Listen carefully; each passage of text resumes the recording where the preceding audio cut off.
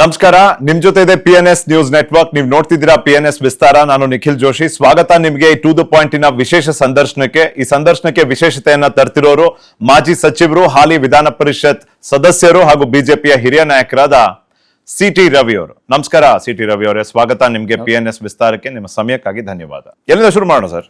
ನಿಮ್ಮ ಇತ್ತೀಚಿನ ಹೇಳಿಕೆಗಳು ಅಥವಾ ನಿಮ್ಮಲ್ಲಿ ಒಂದೊಂಥರ ನ್ಯಾಕ್ ಇದೆ ಸರ್, ಅದು ವಿವಾದವನ್ನ ಹೇಗೆ ಆಕರ್ಷಿಸೋದು, ಹೆಡ್ಲೈನ್ ಅನ್ನ ಬಹಳ ಸಲೀಸಾಗಿ ನಿರಾಯಾಸವಾಗಿ ಹೇಗೆ ಹೆಡ್ಲೈನ್ ಅಲ್ಲಿ ಬಂದು ಬಿಡೋದು, ಇದು CT ರವಿ ಅವರ ಒಂದು ನ್ಯಾಕ್, ಒಂದು ಕಲೆ ಅಂತ ಹೇಳ್ಬೋದಾ ನಾವು? ಏನಿಲ್ಲ, ಇದ್ದಂಗೆ ಹೇಳ್ತೀನಿ ಅಷ್ಟೇ. ಏನಿದೆ ಅದನ್ನು ಹೇಳ್ತೀನಿ. ನನಗೇನು ಅನಿಸುತ್ತೆ ಅದನ್ನು ಯಾವುದನ್ನು ಸಮಾಜಕ್ಕೆ ಕನ್ವೆ ಮಾಡಬೇಕು ಅದನ್ನು ಕನ್ವೆ ಮಾಡ್ತೀನಿ. ಎಷ್ಟು ದಿನ ಮುಚ್ಚಿಟ್ಕೊಳ್ತೀರಿ ನೀವು? ಸತ್ಯ ಹೇಳದೆ ಮುಚ್ಚಿಟ್ಕೊಂಡ್ರ ಪರಿಣಾಮ ಏನಾಯಿತು ಅನ್ನೋದು ನಿಮ್ಮ ಅನುಭವಕ್ಕೆ ಬಂದಿಲ್ವೇನೋ? ಶತ್ರುಬೋಧವನ್ನು ಮಕ್ಕಳಿಗೂ ಹೇಳ್ಕೊಡ್ಬೇಕು. ಯಾರು ಶತ್ರುಗಳು? ನೀವು ಡ್ರಗ್ಸ್ ಬಗ್ಗೆ ಹೇಳ್ತೀರಲ್ಲ, ಹಾಗೆ ರಾಷ್ಟ್ರೀಯ ವಿಚಾರಕ್ಕೆ ವೈಚಾರಿಕ ಶತ್ರುಗಳು ಯಾರು ಅಂತ ಹೇಳಬೇಕು. ಆ ಸಿದ್ಧಾಂತ ಏನು ಅಂತ ಹೇಳಬೇಕು. ಹೇಳದೇ ಇದ್ದರೆ ದೊಡ್ಡ ಅನಾಹುತ ಆಗುತ್ತೆ. ಇತ್ತೀಚೆಗೆ ಒಬ್ಬರು ಜೈನ್ ಮುನಿ ಒಂದು ಸಂದರ್ಶನದಲ್ಲಿ ಒಂದು ಮಾತು ಹೇಳಿದರು. ಅಹಿಂಸೆ ಪರಮಧರ್ಮ ನಿಜ, ಅದು ವ್ಯಕ್ತಿಗತ ಆಧ್ಯಾತ್ಮಿಕ ಸಾಧನೆಗೆ ಉಪಯೋಗಿಸ್ಕೊಳ್ಬೇಕಾಗಿರುವಂಥ ಶ್ರೇಷ್ಠ ಮಾರ್ಗ. ಅದು ರಾಷ್ಟ್ರಧರ್ಮ ಅಲ್ಲ ಅಂತ ಹೇಳಿದರು. ರಾಷ್ಟ್ರ ತನ್ನನ್ನು ತಾನು ಉಳಿಸ್ಕೊಳ್ಳೋದಕ್ಕೆ ಶಸ್ತ್ರ ಎತ್ತಲೇಬೇಕಾಗತ್ತೆ.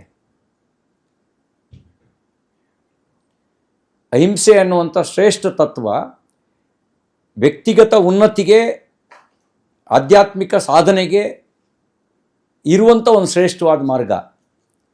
ಅದನ್ನು ನೀವು ರಾಷ್ಟ್ರಧರ್ಮವಾಗಿ ಮಾಡಿಬಿಟ್ರೆ ಜಗತ್ತದನ್ನು ಅನುಕರಿಸ್ತಾ ಇದ್ದರೆ ಸರಿ.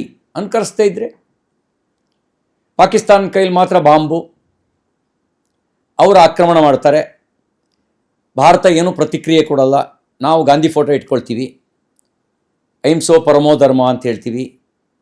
ಇವೆಲ್ಲ ಶ್ರೇಷ್ಠ ವಿಚಾರಗಳೇ.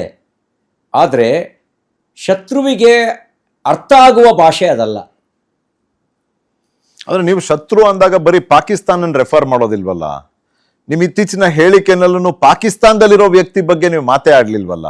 ಇದು ನಿಮ್ಮ ಬಗ್ಗೆ ಬರೋ ಪ್ರಶ್ನೆ ಅಂತ. ಅಲ್ಲ, ನಾನೇನಂದರೆ ಪಾಕಿಸ್ತಾನ ರಚನೆಗೆ ಕಾರಣವಾದಂಥ ಅಂಶ ಯಾವುದು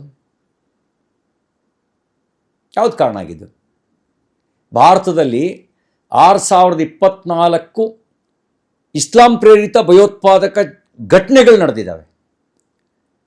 ಇದರಿಂದ ಹೊರಗೆ ತೆಗೆದು ಯಾವುದು ಮಾವೋವಾದದಿಂದ ಆಗಿರೋದು, ಮಾರ್ಕ್ಸ್ವಾದದಿಂದ ಆಗಿರೋದು, ಇವೆಲ್ಲ ಹೊರಗೆ ತೆಗೆದು ನೀವು ಪ್ರತ್ಯೇಕಿಸಿ ನೋಡಿದ್ರೂ ಕೂಡ ಸ್ವತಂತ್ರ ನಂತರ ಅವತ್ತಿಂದ ಇವತ್ತಿನವರೆಗೆ 6024 ಭಯೋತ್ಪಾದಕ ಘಟನೆಗಳು, ಕೆಲವು ತೀವ್ರ ಸ್ವರೂಪದ್ದು, ಕೆಲವುದು ಭಾಳ ಲಘುವಾಗಿರ್ತಕ್ಕಂಥದ್ದು.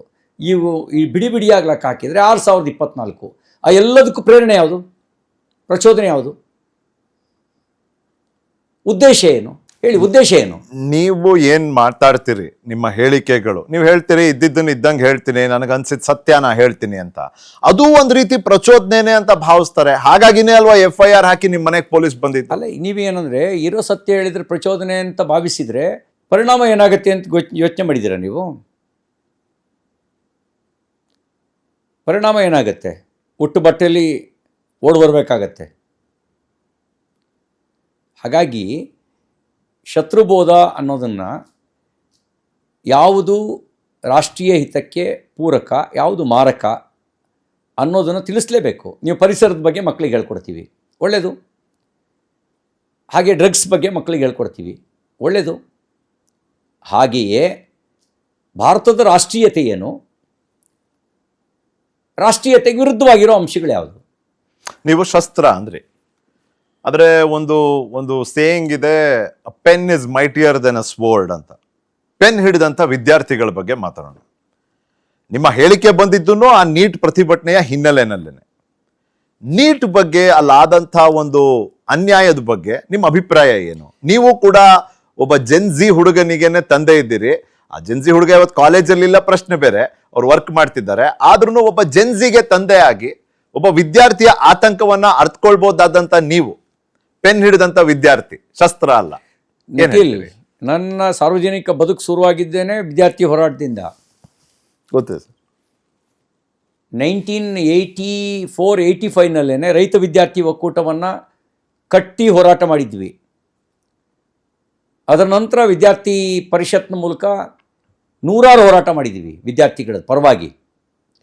ಮತ್ತು ವಿದ್ಯಾರ್ಥಿ ಆಗಿದ್ದಾಗಲೇ 5 ದಿನಗಳ ಕಾಲ ನಾನು ಜುಡಿಷಿಯರಿ ಕಸ್ಟಡಿಲಿದ್ದೆ. 5 ದಿನಗಳ ಕಾಲ.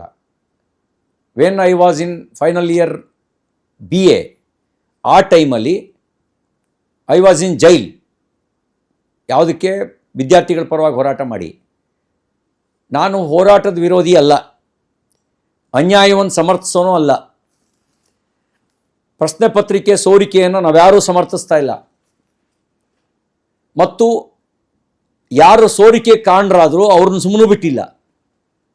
ಅವರು ಜೈಲಿಗೆ ಕಳಿಸೋ ಕೆಲಸ ಮಾಡ್ತು. CBI ತನಿಖೆ ಆಯಿತು. ಯಾವಾಗ CBI ತನಿಖೆ ಆಗಿತ್ತು ಈ ದೇಶದಲ್ಲಿ? ಇದು ಮೊದಲನೇ ಬಾರಿಗೆ ಪ್ರಶ್ನೆ ಪತ್ರಿಕೆ ಸೋರಿಕೆ ಅಲ್ಲ, ನೂರಾರು ಬಾರಿ ಸೋರಿಕೆ ಆಗಿದೆ. ಗಂಭೀರವಾಗಿ ತಗೊಂಡೇ ಇರಲಿಲ್ಲ. ಕಾಂಗ್ರೆಸ್ ಅಧಿಕಾರದಲ್ಲಿದ್ದಾಗ ಇಂಥ ವಿಷಯಗಳನ್ನು ಯಾವಾಗ ಗಂಭೀರವಾಗಿ ತಗೊಂಡಿದ್ದಾರೆ? ಆದರೆ BJP ಗಂಭೀರವಾಗಿ ತೆಗೆದುಕೊಳ್ತು, CBI ತನಿಖೆ ಕೊಡ್ತು, 13 ಜನರನ್ನು ಅರೆಸ್ಟ್ ಮಾಡಿ ಜೈಲಿಗೆ ಕಳಿಸೋ ಕೆಲಸ ಮಾಡ್ತು. ಮತ್ತು ಮರುಪರೀಕ್ಷೆಯನ್ನು ಒಂದು ಸಣ್ಣ ವಿವಾದಕ್ಕೂ ಆಸ್ಪದ ಇಲ್ಲದ ರೀತಿಯಲ್ಲಿ ಮರುಪರೀಕ್ಷೆಯನ್ನು ಯಶಸ್ವಿಯಾಗಿ ನಡೆಸಿ